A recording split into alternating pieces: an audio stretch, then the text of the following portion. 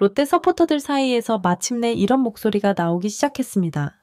터커 데이비스는 이제 정말 바꿔야 하는 거 아닌가? 그리고 이 논의의 핵심에는 단 하나의 시한이 놓여 있습니다. 8월 15일, 바로 외국인 선수 교체 최종 마감일입니다. 이 날짜를 지나면 해당 선수는 포스트 시즌 출전조차 불가능해집니다. 즉, 교체를 진행한다면 이제 정말 시간이 얼마 남지 않았다는 뜻입니다. 터커 데이비스는 올 시즌 롯데의 외국인 에이스로 영입된 이 마운드 선수는 시즌 초반엔 환상적인 피칭을 선보이며 명실상부한 1번 선발로 불렸습니다. 하지만 지금은 그 기대감은 온데간데없고 롯데는 오히려 5이닝 전담 메인이라는 씁쓸한 꼬리표와 함께 그를 교체할지 말지를 고민하는 지경에 이르렀습니다. 오늘은 데이비슨이 왜 교체 논의의 중심에 서게 되었는지, 그리고 그를 대신할 후보로 거론되는 루이스 카스티오와 션젤리 두 투수에 대해 KBO 무대 적합도와 최근 컨디션을 중심으로 살펴보겠습니다. 이 소식을 오야스가 발빠르게 전달드리겠습니다. 구독과 좋아요는 영상 제작에 큰 힘이 됩니다. 데이비슨의 기록은 표면적으로 보면 나쁘지 않습니다. 소매역 종기의 옥력 순천 경기 9승 5패, 평균 자책점 3.8을 기록했습니다. 리그 기준으로는 분명히 준수한 성적입니다. 하지만 이 수치를 보고 든든하다고 말하는 롯데 팬은 거의 없습니다. 이유는 단 하나, 이닝 소화력 때문입니다. 최근 9경기 중 7경기에서 5이닝도 채 넘기지 못했습니다. 7월 25일 기아전에서 5이닝 3실점, 7월 31일 NC전에서 5이닝 4의 자실점을 기록했습니다. 2경기 연속 5회를 버티지 못한 데이비슨에게 이제 팬들은 이렇게 말합니다. 그냥 5이닝 전담 투수 아니야. 더욱 심각한 것은 이런 패턴이 반복되고 있다는 점입니다.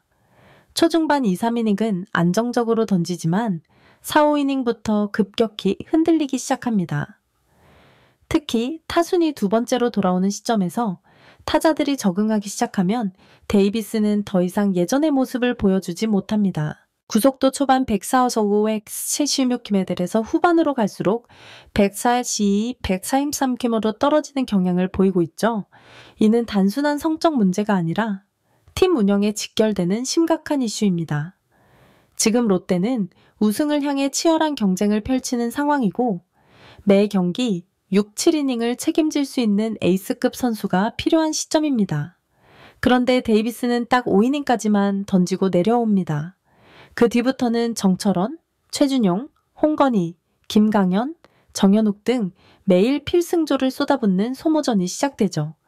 특히 롯데의 불펜 상황을 고려하면 더욱 심각합니다. 마무리 김원중과 세선맨 정철원은 이미 과로에 시달리고 있고 중간계 투진들도 연일 등판으로 지쳐가고 있는 상황입니다. 데이비슨이 5이닝만 던지고 내려올 때마다 불펜진은 4이닝을 책임져야 하고 이는 결국 팀 전체의 피로도 누적으로 이어집니다. 지금의 데이비스는 그냥 잘 던질 수 있는 선수일 수는 있어도 롯데가 우승을 위해 반드시 필요한 1선발은 아닙니다. 데이비스는 포심 평균 패자사 자이 다치오보크 및 체인지업과 슬라이더를 주무기로 삼는 패턴형 투수입니다. 하지만 이 스타일은 한화 이글스 타선과 너무 맞지 않습니다. 우진빈, 하주석, 리베라토처럼 배트 스피드가 빠르고 오프 스피드 대처가 뛰어난 타자들이 많은 한화 상대로는 늘 고전하는 모습을 보여왔습니다. 실제로 한화전 성적 자체는 나쁘지 않지만 유독 이닝 소화력이 떨어지고 타순 두 바퀴째부터 급격히 흔들리는 패턴이 반복됐습니다. 더욱이 데이비슨의 구질 자체도 문제가 되고 있습니다. 그의 주무기인 체인지업은 초반에는 효과적이었지만 이제는 타자들이 완전히 적응한 상태입니다. 슬라이더 역시 궤도가 뻔해져서 선수들이 쉽게 타이밍을 맞추고 있죠. 특히 좌타자들을 상대할 때 뚜렷한 대안이 없다는 점이 치명적입니다.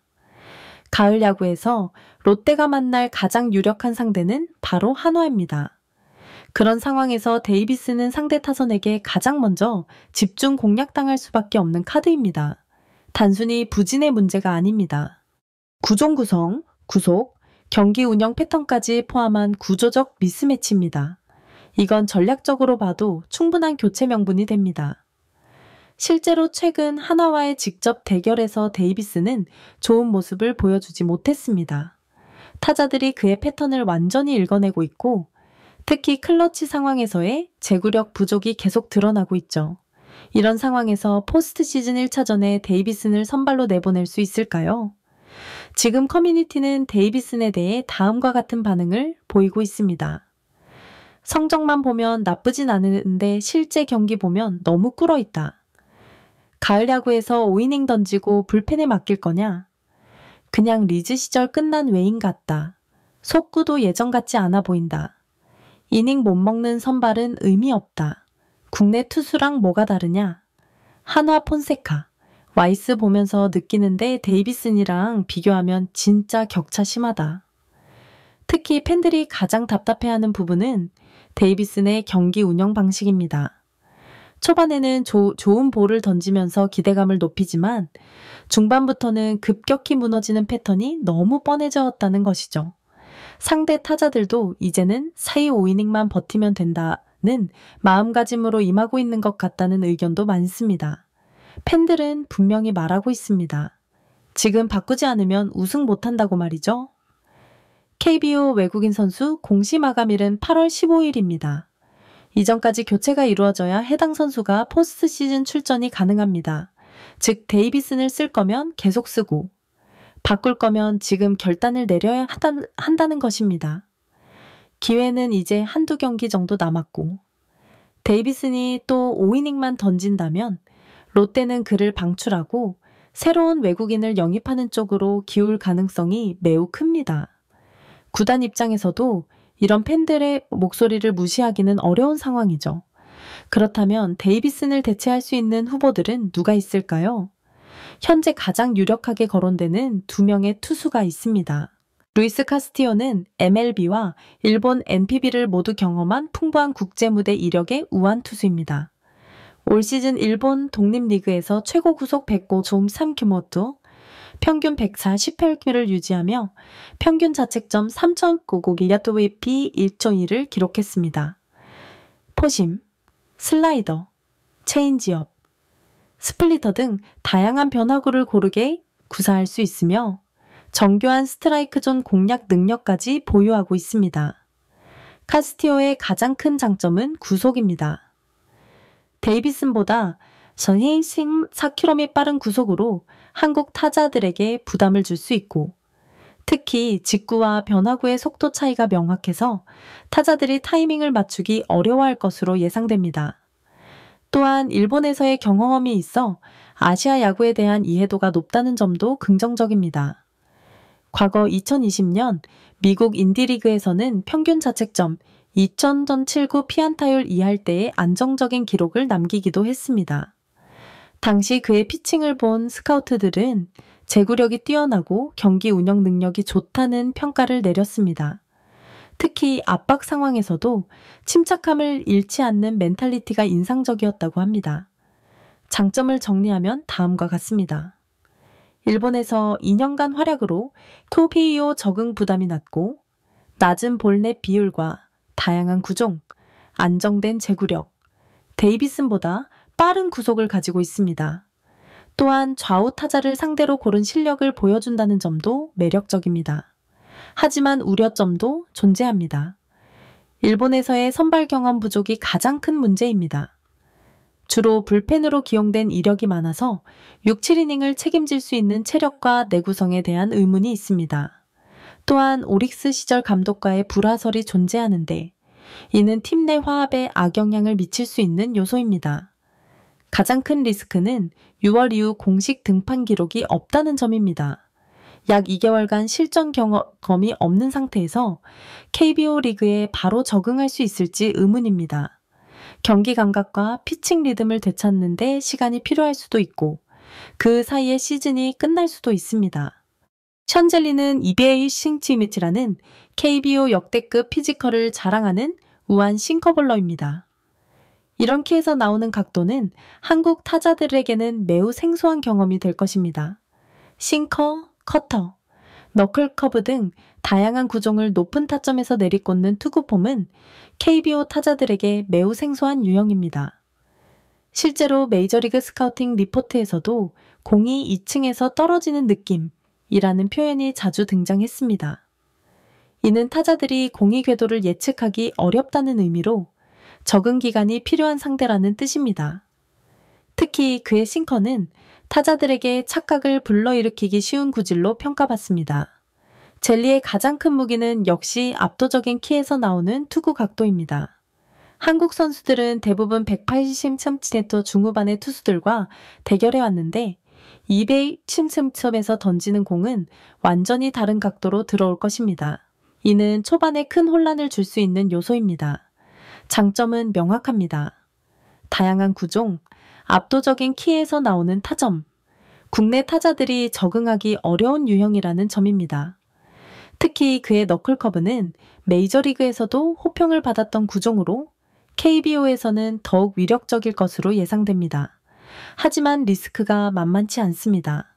MLB와 AAA에서의 성적이 그리 좋지 않았습니다. 평균 자책점 4점대 후반을 기록하며 로케이션 불안정을 반복적으로 보여줬습니다. 주로 불펜 자원으로 기용되었고 선발 경험이 부족하다는 점도 우려스럽습니다. 더욱이 적응 기간이 필요한 스타일이라 KBO 후반기 선발 로테이션에 즉시 투입되기는 쉽지 않다는 평가가 많습니다. 아무리 좋은 무기를 가지고 있어도 당장 사용할 수 없다면 의미가 없죠. 그리고 가장 심각한 문제는 오프 더 필드 이슈입니다. 션 젤리는 현재 아내로부터의 폭행 및 협박 고발 사건으로 MLB 사무국의 조사 대상에 올라 있습니다. 이런 문제는 선수 개인의 컨디션에도 영향을 미칠 수 있고 팀 이미지에도 악영향을 줄 수 있습니다. 롯데 구단 입장에서는 이런 리스크를 감수하면서까지 젤리를 영입할 필요가 있는지 신중하게 판단해야 합니다. 아무리 좋은 선수라도 팀에 부담이 되는 요소가 있다면 피하는 게 맞죠. 즉, 젤리는 가능성은 있지만 도박에 가까운 카드입니다. 성공한다면 대박이지만 실패할 확률도 상당히 높다는 것이 전문가들의 공통된 의견입니다. 그렇다면 롯데는 어떤 선택을 해야 할까요?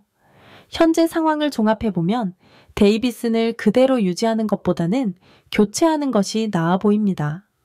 하지만 대체 후보들도 각각 명확한 리스크를 가지고 있어 쉽지 않은 결정입니다. 카스리오는 상대적으로 안전한 선택지입니다.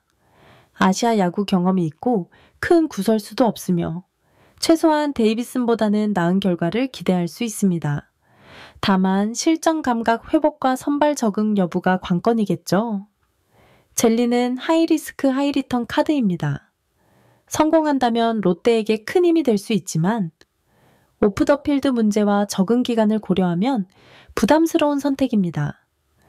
터커 데이비스는 분명히 좋은 투수입니다. 초반에는 리그 톱 수준의 퍼포먼스를 보여주기도 했습니다. 하지만 지금 롯데는 좋을 수도 있는 투수가 아닌 반드시 매 경기 6이닝 이상 막아주는 확실한 외국인 선발이 필요합니다. 하나는 폰세카, 와이스, 류현진, 문동주라는 철벽 선발진을 완성했습니다. KT는 메이가 안정적인 모습을 보이고 있고 삼성도 라이언스가 좋은 투구를 펼치고 있습니다. 이런 상황에서 롯데만 선발진의 불안 요소를 안고 갈 수는 없는 노릇입니다. 그렇다면 3위 롯데는 지금 터커 데이비슨이 과연 이 치열한 경쟁에서 맞설 에이스인가? 그 질문에 롯데는 반드시 8월 15일 이전에 답해야 합니다. 지금이 그 판단의 순간입니다. 구단 입장에서도 쉽지 않은 결정일 것입니다. 데이비슨에게 투자한 비용도 만만치 않고 새로운 선수를 영입하는 데에도 상당한 비용이 들어갑니다. 하지만 우승이라는 목표 앞에서는 때로는 과감한 결단이 필요한 법이죠. 팬들의 목소리도 점점 거세지고 있습니다. 매 경기 5이닝만 던지는 데이비슨을 보며 답답함을 호소하는 팬들이 늘어나고 있고 특히 하나와의 직접 대결을 앞두고는 더욱 불안해하고 있습니다. 결국 롯데가 올 시즌 목표를 달성하려면 선발진 보강이 필수적입니다. 데이비슨을 계속 쓸 것인지 아니면 새로운 선수로 교체할 것인지 그 결정이 롯데의 운명을 가를 것입니다. 여러분의 생각은 어떠신가요? 데이비슨을 계속 믿고 가야 할까요? 아니면 과감하게 교체해야 할까요? 댓글로 의견을 남겨주세요. 좋아요와 구독도 잊지 마시고요.